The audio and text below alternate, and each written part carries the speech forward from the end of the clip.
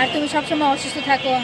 হ্যাঁ, পরে আমি বলছি হ্যাঁ আমার প্যানক্রিয়াসে পাথর আছে, গোল ব্লাডারে পাথর আছে, আপনার হচ্ছে ডায়াবেটিস আছে, তারপর যে আপনার হচ্ছে থাইরয়েডের সমস্যা আছে, থাইরয়েডের ব্লাডার টিউমার আছে, এই যে গলা টিউমার। তো আপনার হচ্ছে এটার জন্য তো ডক্টর বলছে যে এটা অপারেশন করতে হবে। পরে সে বলছে যে তো আমি একটা রুম দিব, পরিস্থিতি আমার তো রুম না আছে, তুমি দেখছো তো আমরা তো আর পলাই যাবো না, তুমি এখানে থাকতে পারবা, 25,000 টাকা দিবা, তোমার একটা রুম দিব 6 মাসের চুক্তিতে।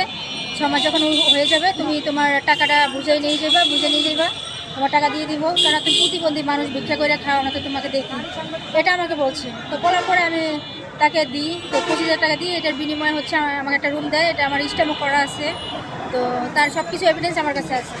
তো আপনার হচ্ছে পরে যখন আমি অসুস্থ হই আমি ঢাকা মেডিকেলে আছি, কারণ আমি প্যানক্রিয়াটিসের পেশেন্ট, প্যানক্রিয়াসে পাথর, তো বমির সাথে ব্লাড যাচ্ছে, তো ডক্টর বলছে যে এটা অপারেশন আর্লি করতে হবে, যদি অপারেশন না করেন তাহলে ক্যান্সারের দিকে চলে যাবে। পরে বলছে খাবার খেলে কি জ্বরে মা? আমি বলছি হ্যাঁ স্যার, আমি যদি কোনো ভাত যে কোনো কিছু খাবার খেলেই পেটের ভিতরে জ্বরে। বলছে তো আস্তে আস্তে গা হয়ে যাচ্ছে, আপনার এটা আর্লি অপারেশন করতে হবে।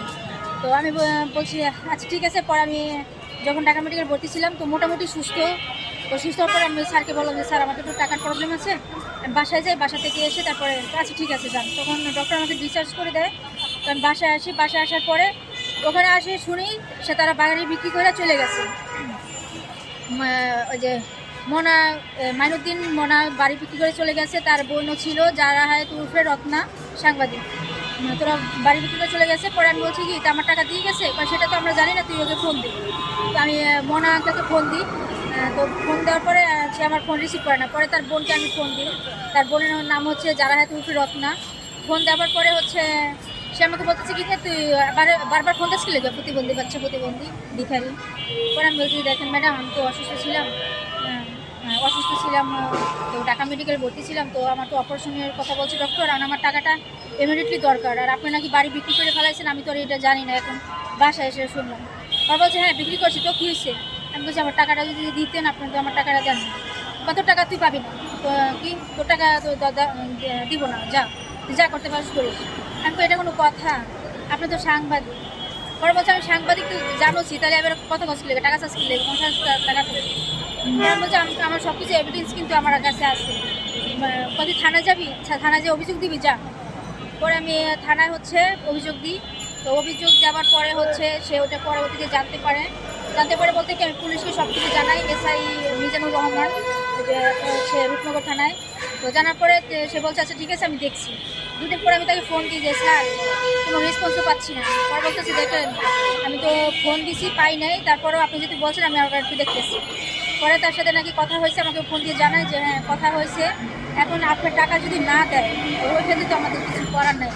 তো আমরা বলছি আপনি প্রতিবন্ধী মানুষ ভিখারি, আমাকে তো আপনি তো বলছেন, তারাও বলছে, তো তারা বলতেছে আপনাকে টাকা দিব না, তারা যদি টাকা না দেয় এখানে তো আমাদের কিচ্ছু করার নেই। হ্যাঁ, পরে আমি বলছি দেখেন স্যার আমাকে বমির সাথে ব্লাড যাচ্ছে, এখন হচ্ছে আমার অপারেশনটা আর্লি করতে হবে, আমার প্যানক্রিয়াসে পাথর। পরে বলতেছে কি যে তো আমি বলতেছি যে দেখেন তাহলে কি আমি আপনাদের চোখের সামনে মারা যাব? আমি প্রতিবন্ধী ভিখারি তাই বলে কি আমি মানুষ নই?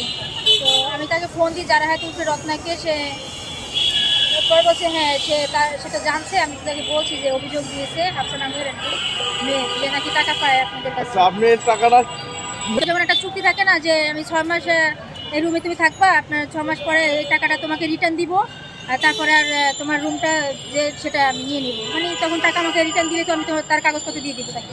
25,000 টাকা বিনিময়ে আপনাকে রুম বন্ধক দেয়। হ্যাঁ, এখন তারা থাকে কোথায় সেটা আমি জানি না, তবে শুনছি ওনারা কি যাত্রাবাড়ি বাড়িতে থাকেন, আর শিওর কথা আছে। হ্যাঁ তার ফোন নাম্বার খোলা আছে, আমি তাকে ফোন দিলে সে আমাকে ভয়ভীতি দেখাচ্ছে, আমাকে মেরে ফেলবো। আমার একটা জিনিস ভয় লাগে, আমাকে 2বার আমার বাসা খুঁজে গেছে, বলছে প্রতিবন্ধী বাচ্চা, প্রতিবন্ধী কই, ভিখারিটা কই। তারা সব বাসা সবাই বলছে যে সেটি তো অসুস্থ। মোবাইল নাম্বারটা মোবাইল নাম্বারটা